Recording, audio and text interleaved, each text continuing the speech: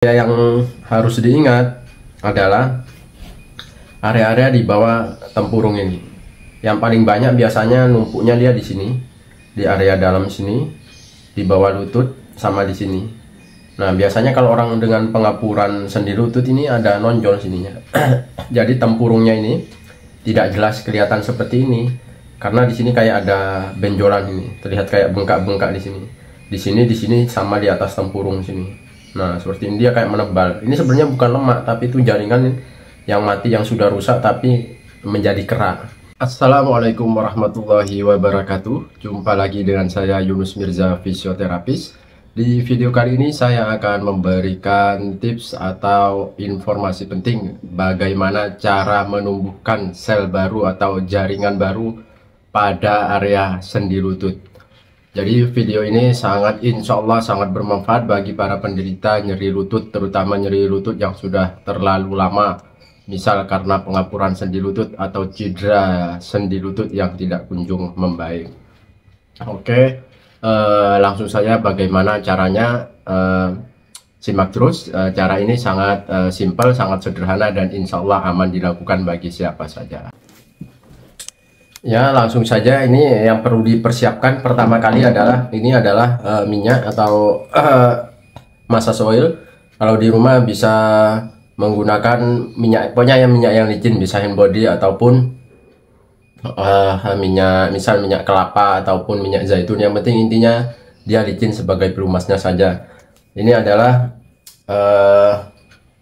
cara ini adalah sebenarnya adalah untuk merangsang sel-sel di area sendi lutut yang sudah mati. Biasanya yang sel-sel atau jaringan yang sudah mati itu cirinya adalah menimbulkan kayak benjol-benjolan di sekitar area sendi lutut ini, di sekitar tempurung sini.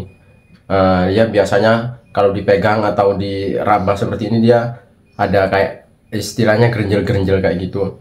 Kalau di medis bisa disebut dengan fibrosis atau jaringan parut atau scar tissue. Nah, itu scar tissue atau fibrosis itu harus dihilangkan, harus dibuang, sehingga kalau dia dibuang maka sel-sel jaringan di sekitar lutut ini yang tadi sudah mati dan bergerak itu akan kembali hidup.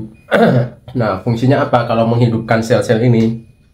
Jadi kalau sel-sel ini dirangsang untuk hidup, maka kualitas sendi lutut ini akan remaja kembali, istilahnya akan lebih baik lagi dari sebelumnya. Misal kalau udah banyak sel-sel yang mati, sel-sel yang mati terus terjadi banyak kerusakan di area di dalam jaringan sendi lutut, keluhannya bisa kaku di pagi hari, naik turun tangga sakit, tidak bisa sujud, ataupun kalau ditekuk tidak bisa maksimal, dan juga tidak tahan lama. Kalau berjalan sebentar sudah sakit, kalau duduk lama sebentar sudah kaku, dan kadang juga bengkak ke area kaki bagian bawah. Itu salah satu cirinya kalau di area lutut ini sudah banyak sel-sel yang mati. Sel-sel yang mati ini paling umum bisa dilihat pada kasus orang-orang pada kasus dengan pengapuran pada sendi lutut. Oke, ini tadi sudah saya kasih minyak, caranya seperti ini. Nah, area yang harus diingat adalah area-area di bawah tempurung ini. Yang paling banyak biasanya numpuknya dia di sini, di area dalam sini, di bawah lutut sama di sini. Nah, biasanya kalau orang dengan pengapuran sendi lutut ini ada nonjol sininya. Jadi tempurungnya ini tidak jelas kelihatan seperti ini karena di sini kayak ada benjolan ini, terlihat kayak bengkak-bengkak di sini. Di sini sama di atas tempurung sini. Nah, seperti ini dia kayak menebal. Ini sebenarnya bukan lemak, tapi itu jaringan yang mati, yang sudah rusak tapi menjadi kerak. Nah, jadi fungsinya ini adalah, fungsi terapi ini adalah membuang keraknya dulu itu, membersihkan keraknya, sehingga kalau kerak sudah kebuang nanti jaringan di sini akan meregenerasi, sel-sel yang mati dia akan tumbuh lagi seperti itu. Jadi kalau udah nggak ada kerak, sel-sel bagus, dia yang memberikan nutrisi ke dalam sendi, misal darah yang mau ngangkut nutrisi oksigen, dia bisa masuk dengan leluasa ke area sendi lutut ini. Oke, bagaimana caranya? Langsung saja. Pertama, kita menggunakan alat gogi ini. Pertama yang harus digosok adalah area sini. Nah, jadi Di sini kita bagi dua saja. Ini kan tempurung, ambil tengah-tengahnya di sini. Nah, ini kan tengah-tengahnya, ini area bawah sini. Kita area bawah dulu, dirangsang seperti ini. Langsung menggunakan ujungnya ini. Langsung menggunakan ujungnya alat ini. Kita gosok seperti ini. Oh ya, kalau bisa jangan di skip penjelasan saya ini. Ini terapinya dilakukan seminggu bisa 2-3 kali. Selama 1 jam, tidak boleh ditawar, harus 1 jam. Gosok-gosoknya ini pertama di area ini, sini sampai sini, itu selama 7 menit.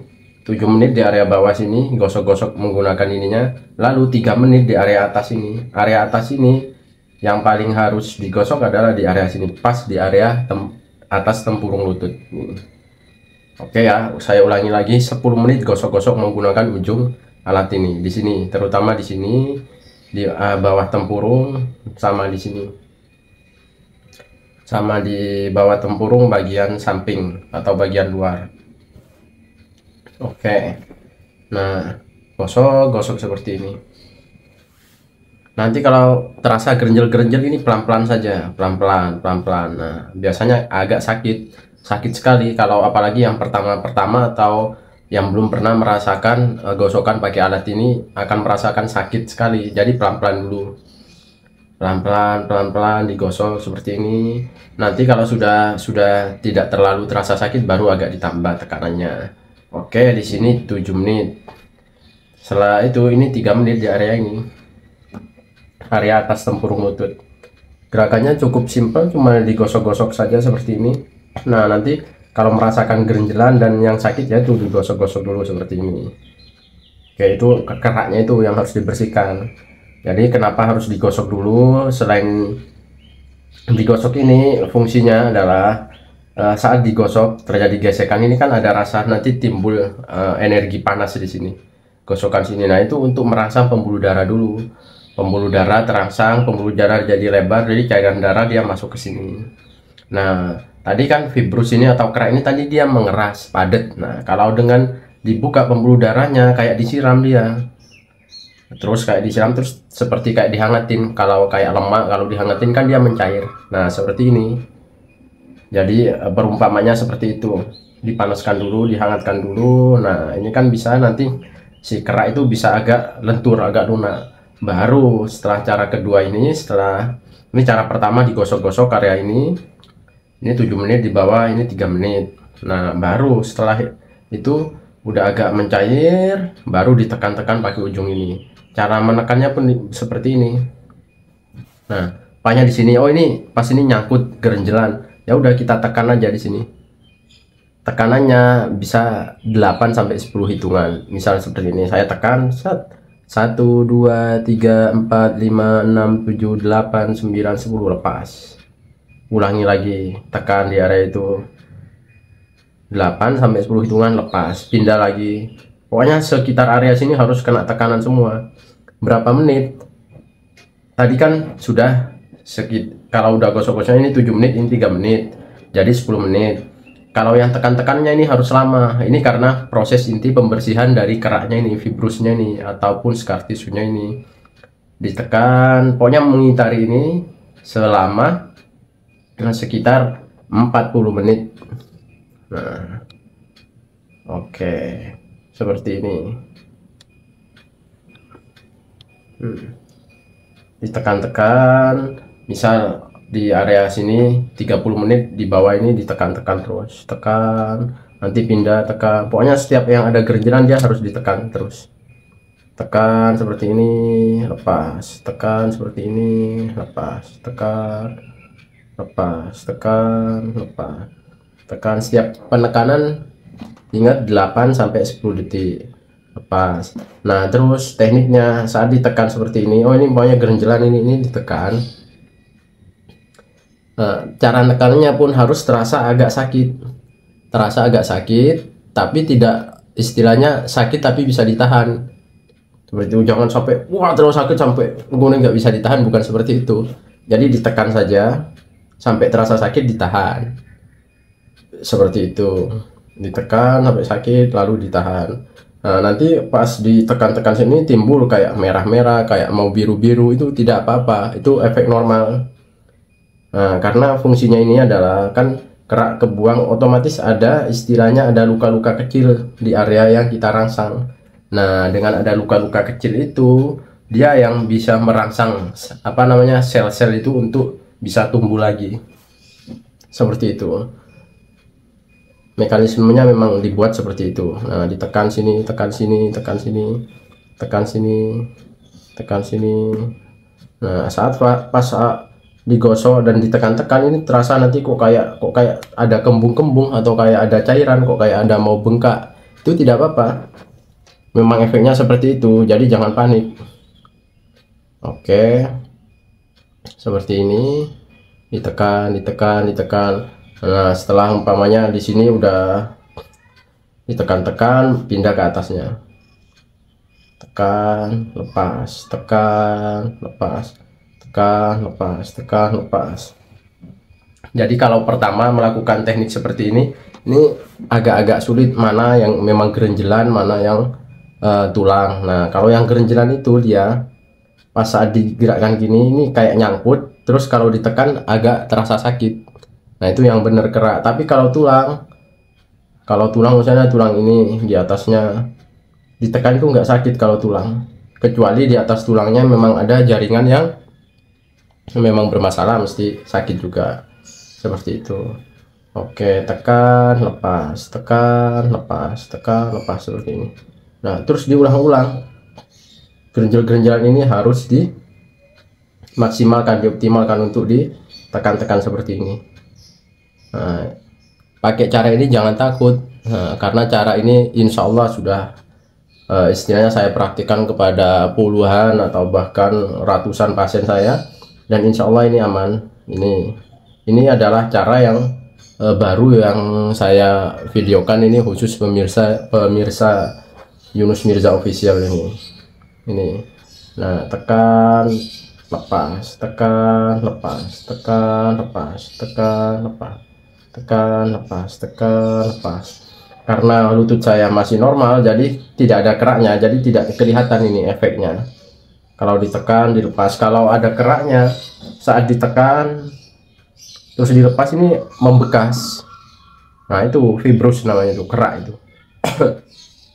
Ini tekan, lepas, tekan, lepas. Semakin banyak keraknya, semakin banyak fibrosnya, itu otomatis lutut semakin kaku, semakin nyeri, semakin dibuat aktivitas semakin berat, buat jalan semakin tidak kuat dan nyeri, naik turun tangga tidak bisa, dan juga buat nekuk tidak bisa, seperti itu. Nah, setelah 10 menit digosok, 7 menit, 3 menit, 10 menit, lalu 40 menit ditekan-tekan, kan sudah 50 menit.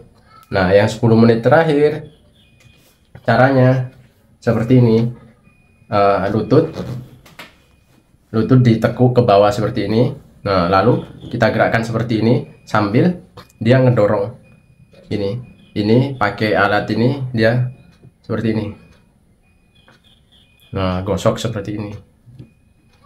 Nah, gosok seperti ini dari bawah ke atas. Gini. Nah, mulai dari bawah tempurung ini, bawah tempurung lutut ke atas gini. Nah, ini pelan-pelan. Ini juga rasanya agak sakit seperti ini. Ya, nah selama 10 menit.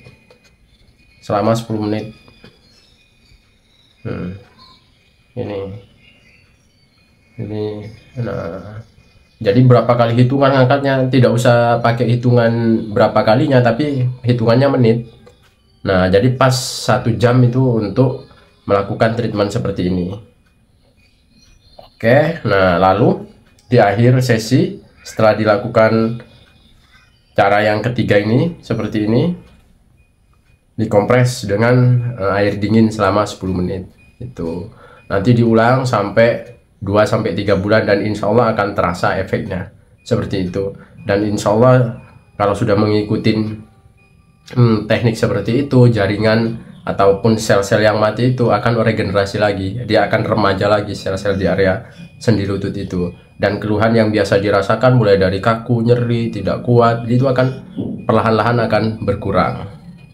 Oke, semoga video yang singkat sederhana ini semoga memberikan efek yang luar biasa, terutama pada penderita nyeri lutut yang sudah kronis ataupun sudah lama, misal pada kasus pengapuran sendi lutut dan cedera lutut lama yang tidak kunjung sembuh. Semoga video ini bisa bermanfaat. Di akhir kata, semoga kita sehat selalu, salam sehat dan salam bermanfaat.